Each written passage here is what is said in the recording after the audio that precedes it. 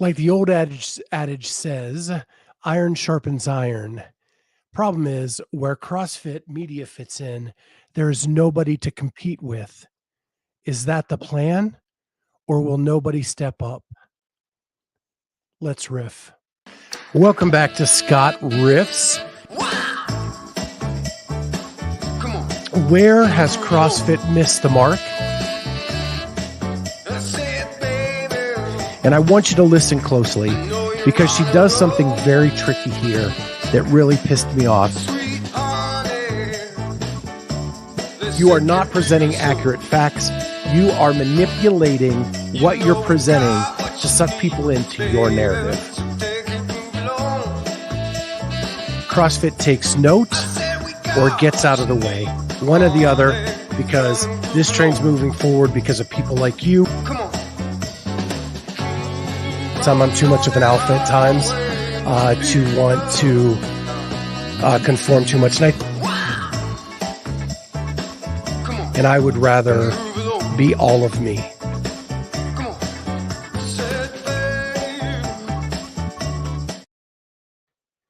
What is going on, everybody? Welcome back to Scott Riffs.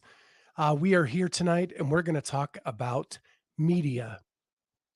So first and foremost, I am going to talk about Kat and I's experience at Wodapalooza, and it will give you a little bit of a backstory as to where this riff comes from. So we get to Wodapalooza. We had applied for media credentials weeks before we left. We were granted those a day after we applied. All was good. We show up in Miami. We get to Bayfront Park. We go to will call, and there are two of us, and we have one band for admission and two lens waivers. So one of us has a lens waiver, and we can't even get into the park. And Elise, you're too much. Thank you so much. Man, you know how to get me out of my riff, but you're the best. Thank you. So we get to will call. We only have one admission. Thank God Thursday was free admission at Wodapalooza. So we got in that day. We got in. We did some pictures. We kind of walked around. We met some people. We emailed the media people and said, hey, there was a screw up at will call. We don't have the right credentials. Next day, there's another band there for me. Kat took the other one for admission. We had two lens waivers, and we still were not able to access the media pits as a group.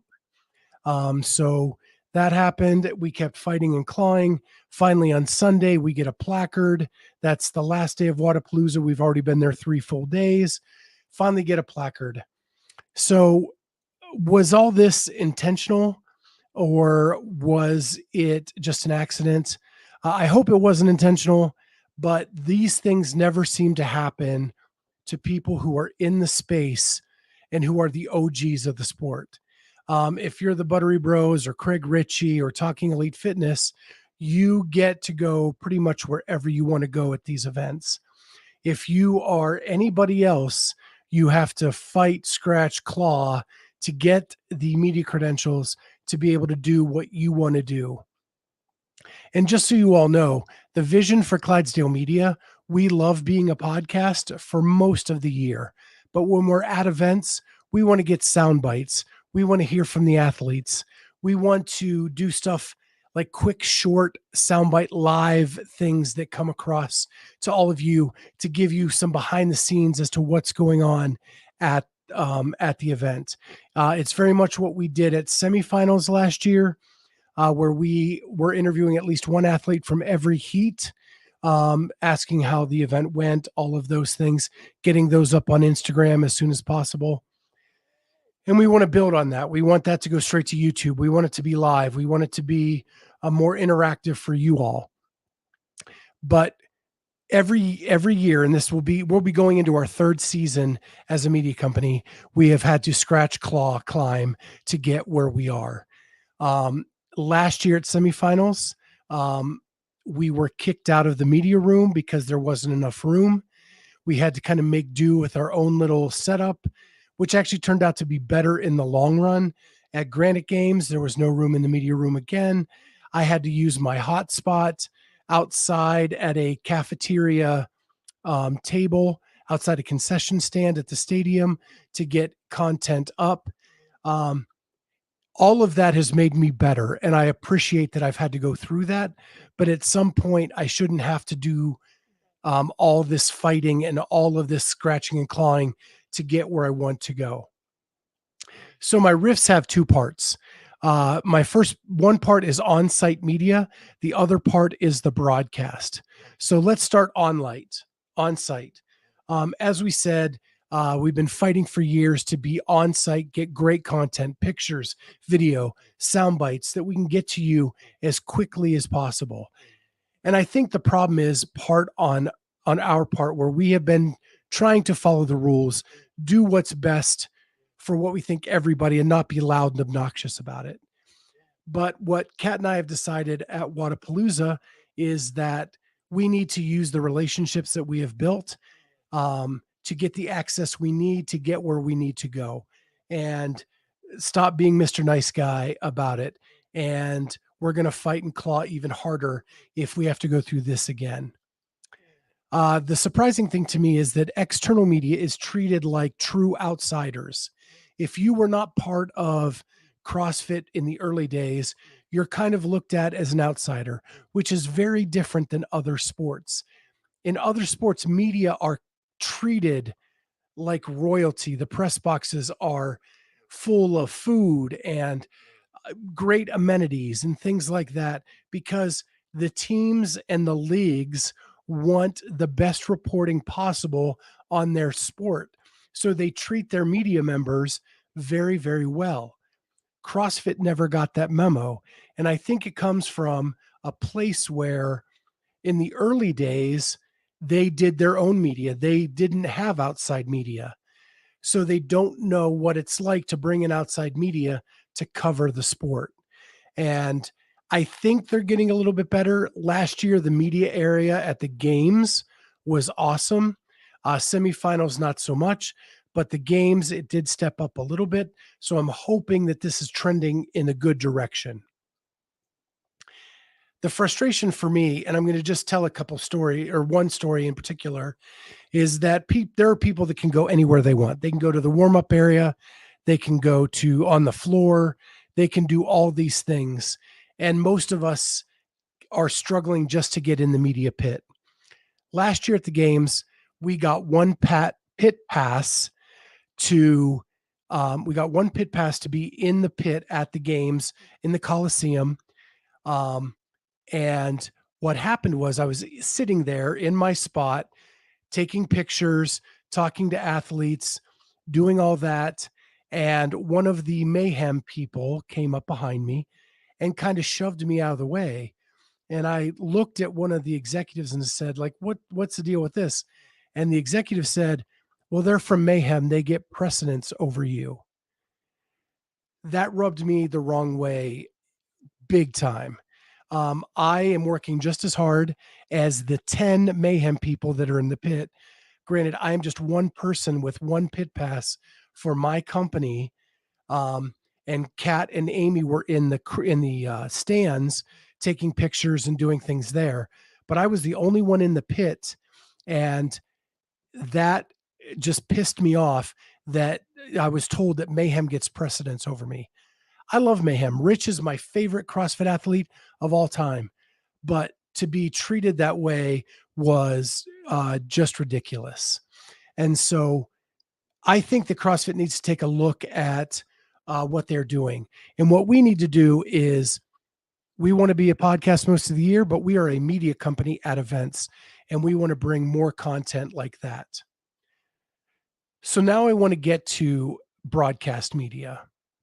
So last weekend, because of the packed crowds and the media pits being so small, Kat and I could only pick and choose events that we could see live. So once we did that, we would head back to our Airbnb and we would watch the rest on the TV. And I got to say, I've been doing a lot of live events, so I don't watch the broadcast as much as I used to.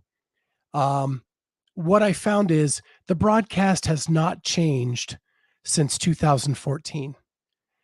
They are using the same graphics.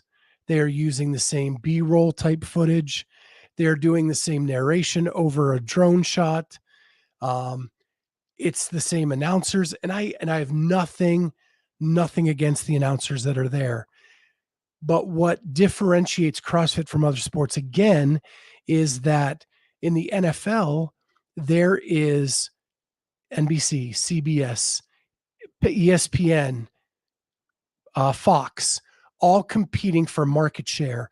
And that competition breeds creativity. Without that creativity, you don't have a first down line marker on the field in the NFL. You don't have a catcher's cam. You don't have the strike zone shot for baseball. You don't have the pylon cam or the camera that zips over top the field in football. All those innovations came because those people were competing for market share. And so it's very frustrating. The other thing that I've been banging the drum on forever is that the broadcast focuses on the top 5. There were times in the lifting event in particular, because I didn't watch every event on the broadcast, the lifting event in particular, as soon as it was done in the elite teams, they would say, Team A was the highest lift in this heat. And they didn't show a single lift from that team. So the team that lifted the most didn't even get any airtime in the heat. Things like that have to change. Just because they're not the name doesn't mean we don't want to see the big lift.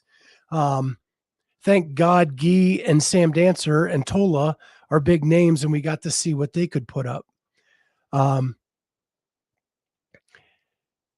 addition, I think that the games, when they get broadcast on CBS, that is the opportunity for CrossFit to step up, get as much innovation out there as possible to show the sport to the masses the best that they can, and use things like more modern graphics, different camera angles. How about attach some cameras to rigs, machines, in the finish mat, getting more POV, i.e. the pylon cam and the catcher cam from Major League Baseball and football.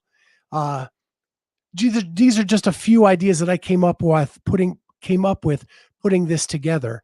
Can you imagine having a GoPro in the finish mat and being able to see a head-on view of 2 people racing to the finish mat? That would be incredible. Or put a GoPro on one of the bikes when Tim Paulson is going full send, and you get to see like a firsthand view of his face going nuts on that bike. These are little things that could change and give a different perspective and a more exciting piece to the sport. That's what needs to happen. I am spoiled when I'm at live events because I can see the whole floor. So I get to choose my own story. And what that does is when I do have to watch the broadcast, then it's more noticeable to me what's missing from that broadcast. Because when I'm there live, I get to pick and choose who I'm watching, who's in the lead, who's doing the big lift.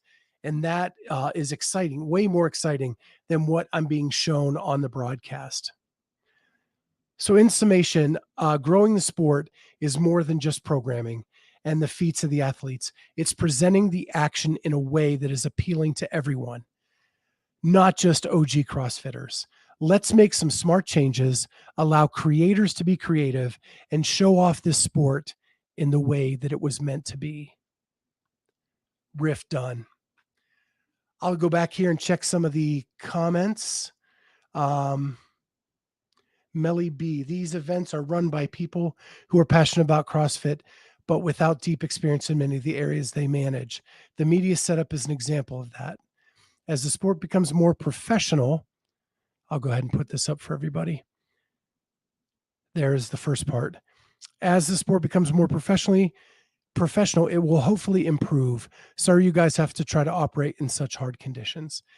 I'm not looking for sympathy for what we have to do. I think it's made me stronger. I think it's made me more passionate about what I want to accomplish by having to go through these growing pains. But it's something that I'm hoping at some point we earn the right to be there and not have to fight for it. Uh, Travis, I love my shirt, man. I wear it all the time. Glad you noticed. Kenneth the Lap says, moving into streaming, Peacock, Amazon, all stream live sports now. They do. And I think that the Sevon podcast and Hiller with Fit Wars and Zalos game showed that it doesn't even take a lot of money to pull off different ideas and different aspects of things. They gave us better perspectives, better analysis using iPhone cameras than we're getting right now with the stale way that CrossFit is broadcasting. And I know that CrossFit isn't doing the broadcast anymore, but I think they're hiring a team that were the same people that did the broadcast back in the day. And one other thing I want to point out, when you are there live, this tendency to stay in the same middle lanes the whole time is very obvious when you're watching live, because the cameraman stands right in the middle, blocking the sight lines for those people watching, like from the rig across the floor, because the cameraman is right in front of the athlete doing whatever it is they're doing. And it's very, very noticeable to that. Elise says, just have Kat be your Souza and sneak all the places she isn't supposed to and push all the boundaries. We actually sat down with Souza at Wadapalooza to ask, like, just act like we were just act like we should be there. And he's like, that's all I do, is just act like I'm supposed to be there. We tried it a couple times, and even we saw Souza get booted a couple times in that process. It was a lot harder than it seemed into the weekend. It was a lot easier on like Thursday and Friday before the massive crowd showed up. And Elise, thank you very much. You guys are fighters. I can't wait till you finally get access you deserve. We've gotten good access, but we've had to kind of create it on our own. And again, we've learned a lot from that. So I'm super, super proud of the way that Kat and Amy and Charlie and I have reacted to these situations and fought and got to where we were. Travis says, Kat took care of me last weekend bringing food. She did an amazing job.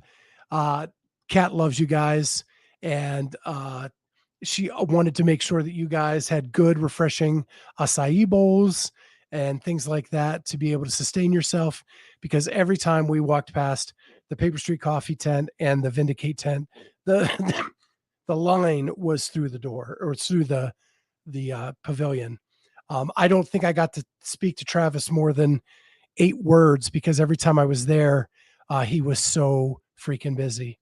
I hope you had a successful weekend, Travis. It looked like you did from the outside. I hope it was well worth your trip there.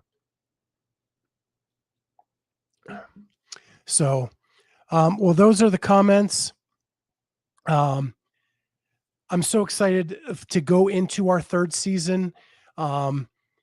I do know who's running the Orlando semifinal, which means we will probably have some decent access down there. I don't know who's running Pasadena, but I'm trying to find out. So hopefully we can do the things we do best, and look for some photo dumps. Kat and I did get some decent pictures from Wadapalooza, and yeah, everything hopefully will be great, and you'll see some pictures from Wadapalooza. And Travis ran out of stuff to sell, so he started selling his body at the end. And that's when the line got super long, Nick. And I cannot wait to meet Nick in person at Pasadena. That will be my first trip to California, believe it or not.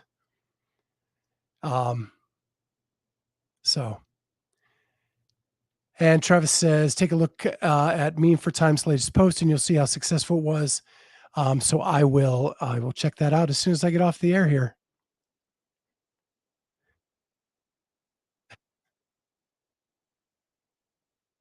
Anything for sale, Nick. I have no morals when it comes to money. You may get more cease and desist from that, Travis. Just saying. But with that, I'm going to end this for tonight. Thank you all for jumping on. You guys are the best. We will see you next time on Scott Riffs.